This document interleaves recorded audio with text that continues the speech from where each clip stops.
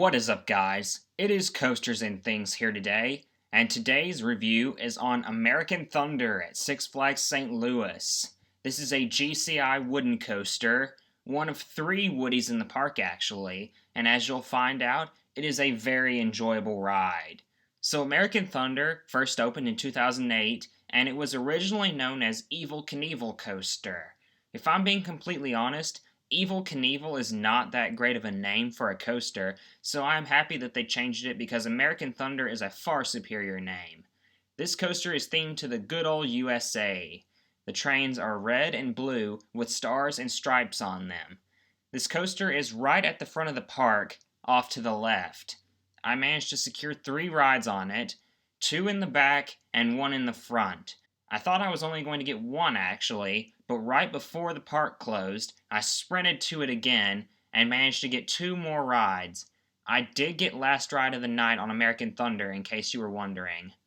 So when you approach American Thunder, you walk past the sign with the logo, and I gotta tell ya, Six Flags St. Louis knocked it out of the park with this logo. This has gotta be one of my favorite logos for a coaster. So when you get up to the station, you step into your train. These are GCI's Millennium Flyer trains.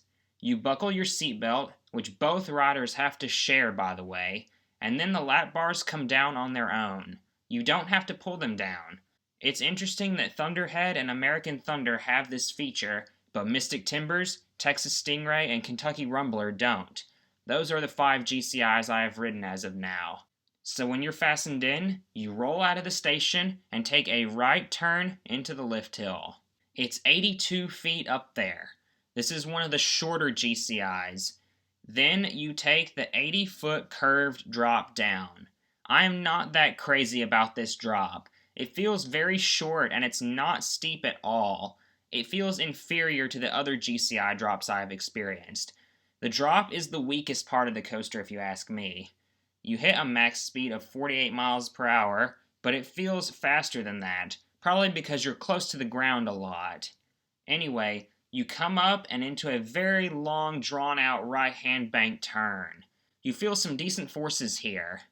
Next, you come up over an Airtime hill, a nice bit of floater here, and come down again. You slightly turn left and over a small Airtime hill.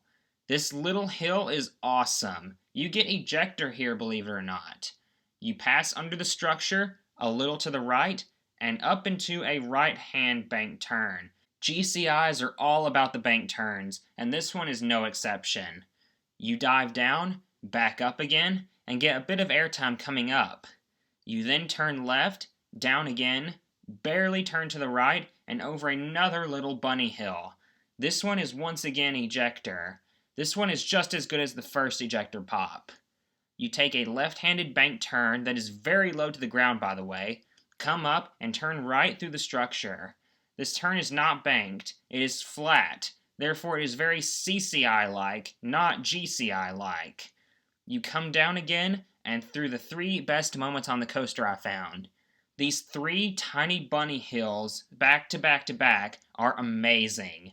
Ejector pops on all 3 of them, and you pass under the structure and barely to the right once again.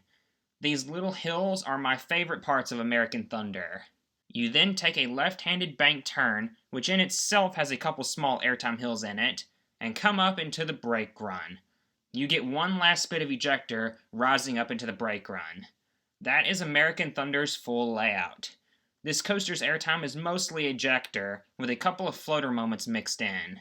It is also very smooth for a wooden coaster, definitely smoother than I thought it was going to be. Fun fact, this coaster is not actually an original layout. It is actually a clone of Thunderbird at Powerland in Finland. There's a 3rd one of these clones being built at Fantasy Valley in China that will open later this year in 2021 as well.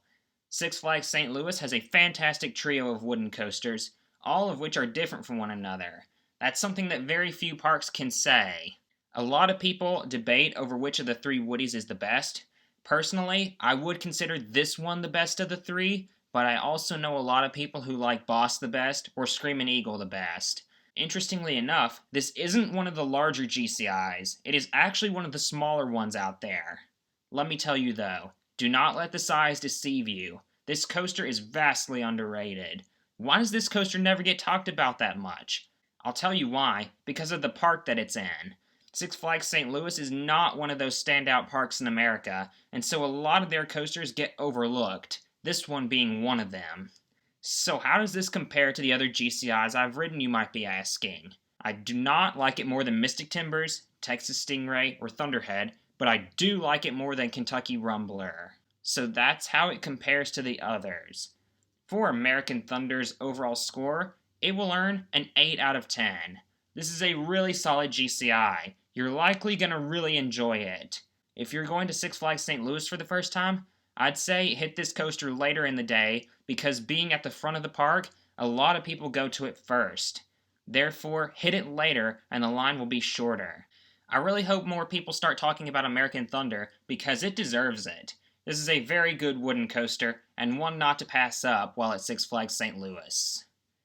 Thank you so much for watching. Please like, comment, and subscribe. And this is Coasters and Things signing out.